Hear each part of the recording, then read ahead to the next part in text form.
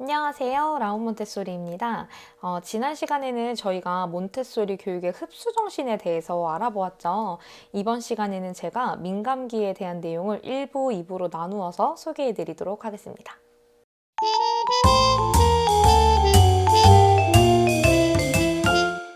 우선 민감기라는 건 특정한 예를 들면 우리가 애벌레가 자라든 어린이가 자라든 어떤 그런 발달의 단계가 있을 거 아니에요. 그 단계마다 특수한 그 감수성이라는 단어를 썼는데 굉장히 어렵잖아요. 그러니까 쉽게 말해서 뭐냐면 그 어떤 발달의 어떤 단계마다 나타나는 특수하게 무언가에 되게 민감한 시기라는 거거든요. 그래서 이거는 뭐 누구만 나타나고 누구는 안 나타나고 이런 것이 아니라 세계에 있는 모든 어린이들한테 다 나타나는 거야. 사람이라면 이 민감한 시기가 한 번은 찾아오게 돼 있어요. 무조건 어린이 그 자라는 그 과정 안에서. 그래서 뭐 한국에서 태어나도 찾아오는 거고 미국에서 태어나도 똑같이 찾아오는 건데 이 시기가 중요한 건 굉장히 일시적이라는 거예요. 일시적인 게 뭐야? 잠깐 나타나다가 사라지는 거, 빠르게 사라진다는 거죠.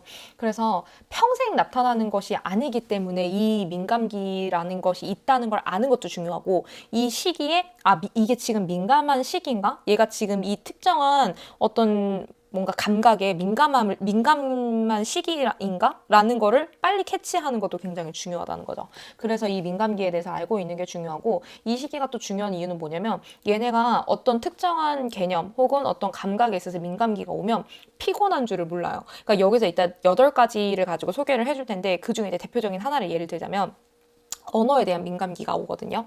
그거는 모든 어린이한테 다 오는 거예요. 그러면 언어라는 민감기가 딱 왔을 때 언어를 습득하는 데 있어서 지치지가 않는 거예요. 읽어도 또 읽고, 책 읽어달라 그러잖아요. 읽어주세요. 그리고 끝나고 나면 또 다른 책 또 가지고 와가지고 또 책 읽어주세요. 아니면 엄마 저거 뭐야? 간판에 지나가면서 끊임없이 뭔가 글을 읽고 싶어 하고 쓰고 싶어 한다던가 뭔가 그런 폭발적인 시기가 분명히 나오거든요. 근데 그때가 원래 언어의 민감기인데, 그거를 모르면 이 민감한 시기가 있구나라는 걸 모르면 그냥 넘어갈 수가 있다는 거죠. 근데 사실 이게 왜 놓치면 안 되냐면, 이 시기에 이렇게 지침 없이 배우려고 할 때 넣어줘야지 그때 그 지식을 다 습득하는 거거든요. 그래서 이 시기가 굉장히 중요하다는 거. 그리고 또 이거 놓치기 쉬운 이유 중에 하나가, 이게 만약에 언어가 오고 또 조금 있다가 운동에 대한 민감기가 오고 또 조금 있다 질서에 대한 게 오면 상관이 없는데, 이게 그냥 중복적으로 막 나타났다가 확 사라진다는 거예요. 그렇기 때문에 우리가 이 민감기의 개념을 잘 아는 것이 중요하고, 또 그 개념을 알고 있어야지 우리가 얘가 지금 이런 행동을 보이네? 얘가 혹시 지금 이거에 대한 민감한 시기인가? 라는 걸 알 수가 있다는 거죠. 그래서 오늘은 이 민감기의 종류를 알려드릴 거고, 또 그 안에 그 어떤 특성을 보이는지, 그럼 그때 어떻게 제공해 줘야 되는지를 좀 알아보도록 할게요. 첫 번째로 한 4개월에서 이제 5살 전까지 그 사이에 언어에 대한 민감기가 한 번은 찾아옵니다. 아까 예를 들었던 그 예시인데, 이 언어의 민감기라는 거는 다른 민감기에 비해서 꽤나 오랫동안 지속이 되는 민감기예요. 그러니까 비교적 캐치하기는 쉽겠죠. 그 다음에 이게 되게 중요해요. 왜냐면 우리가 언어라는 거는 서로 소통하기 위해서 굉장히 중요한 거잖아요. 그리고 이 시기가 지나서 언어를 습득하게 되면 이게 나의 모국어가 되는 거기 때문에 언어에 대한 민감기가 굉장히 중요한데, 애기들이 태어나서 한 2개월 정도가 되면 입을 이렇게 쳐다본대요. 그럼 그건 뭐냐면, 지금 뭔가 내 귀에 들리는 소리가 저 입에서 나오는 소리구나 정도를 인지하는 단계고요. 그 다음에 4개월 정도쯤이 됐을 때는 이제 그 입술에서 소리가 나온다는 걸 알았으면 입술의 움직임을 조금 주의 깊게 보는 거예요. 그래서 그거를 비슷하게 따라서 움직여 보는 단계가 오는 거죠. 그다음에 한 6개월 정도가 되면은 이제 발성기관 소리를 조금씩 내는 거예요. 그래서 이때 많이 볼 수 있는 게 옹알이. 뭔가 이제 소리를 막 내는데 정확하게 막 태어나자마자 엄마 이렇게 나오는 게 아니라 이렇게 마 이런 소리가 나잖아요. 그런 것처럼 옹알이를 막 하게 되죠. 그 다음에 한 10개월 정도가 되면은 이제 들으면서 지금 말하고 있는 언어에 어떤 의미가 있다라는 걸 알게 돼요. 그래서 엄마들이 애기한테 엄마 봐봐, 엄마 어딨어, 아빠 찾았어, 아빠 어딨어 이렇게 물어봤을 때 엄마, 아빠라는 그런 것들을 인식하고 조금씩 생각을 할 수 있는 단계가 온다는 거죠. 12개월 정도가 됐을 때 이제 의도적인 어떤 그런 발음이 나와요. 그래서 맨 처음으로 보통은 많이 하는 게, 많이 듣는 말이 엄마이기 때문에 엄마라는 단어를 이제 부르는 걸로 시작을 하는데, 세계적으로 엄마라는 말만큼 부르기 쉬운 단어가 없대요. 그래서 왜 중국에서도 마, 아니면 일본에서 막 이렇게 부르잖아요. 그게 물론 입술을 붙였다 떼면서 나오기 좋은 발음이기도 한데 굉장히 귀에 익숙하기도 하고 그래서 가장 처음으로 나오는 단어 중에 하나가 이 엄마라는 단어라고 하네요. 그다음에 이제 15개월 정도가 되면 이제 유아어라는 거를 사용을 합니다. 그래서 막 지나가다 보면 멍멍이, 삐약이, 무슨 짹짹이 이런 표현을 굉장히 많이 사용을 하죠. 그래서 이때 유아어를 사용을 하니까 엄마들이 옆에서 이제 그런 걸 많이 넣어줘요. 저기 봐봐, 멍멍이 지나가네? 이런 거 되게 많이 하잖아요. 근데 사실 이 아이들이 지나서 나중에 어른이 돼서도 멍멍이라는 단어를 사용하는 게 아니라 강아지 혹은 개라는 단어를 사용을 하잖아요. 그렇기 때문에 사회에서 실제로 통용되는 단어를 정확하게 알려주는 것이 좋다고 해요. 그래서 몬테소리 교실에서는 되게 어려운 말이지만 도형의 이름, 또 사물의 이름, 되게 어려운 것도 다 있는 그대로 알려줘요. 그리고 발음하기 어렵더라도 자꾸 들려줘요.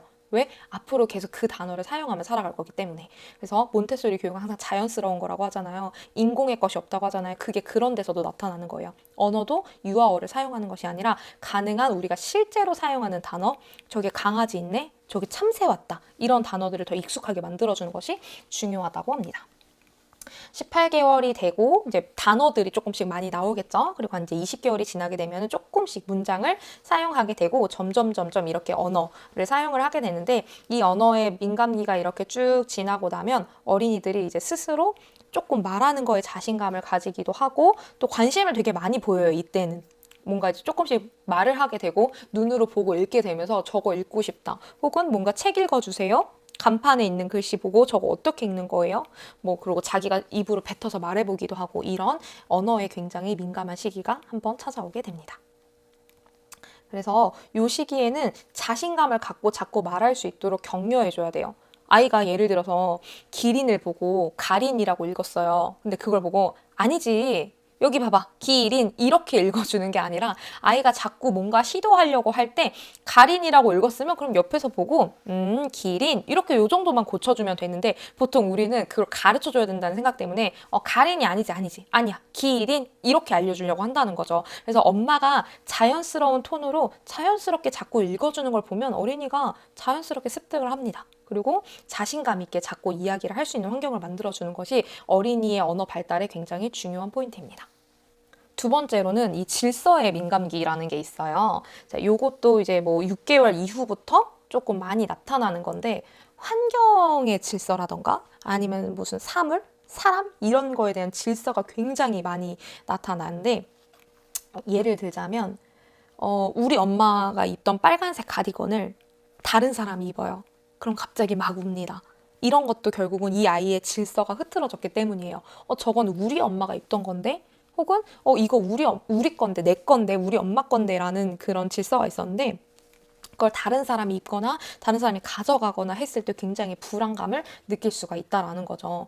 그리고 또 예를 들어서 우리 집에 애기 무슨 장난감이나 아니면은 뭐 애기 슬리퍼가 예를 들어서 현관 옆에 있었는데 그거를 어느 날 다른 뭐 소파 옆에다 갖다 놓으면 다시 애기가 그걸 갖다가 현관 옆에다 가져다 놓는다던가 이런 것도 다 질서에 대한 민감기예요. 내가 생각했던 그 질서, 우리 집에 이 슬리퍼는 어느 자리에 있어야 돼? 그리고 내가 알고 있는 그 환경의 질서가 계속 유지가 돼줘야 되는데 그게 없어질 때 되게 불안해한다는 거예요. 근데 사실 그러다 보니까 몬테소리 유치원에서는 어떠냐면 환경을 마음대로 못 바꾸게 해요. 3월 달에 환경을 개설을 했으면 그거를 어느 날 내가 교사가 마음에 든다고 막 바꾸거나 그런 게 아니라 1년에 한 번, 진짜 빠르면 진짜 6개월에 한 번 정도 이렇게 바꿔주도록 얘기를 많이 해주세요.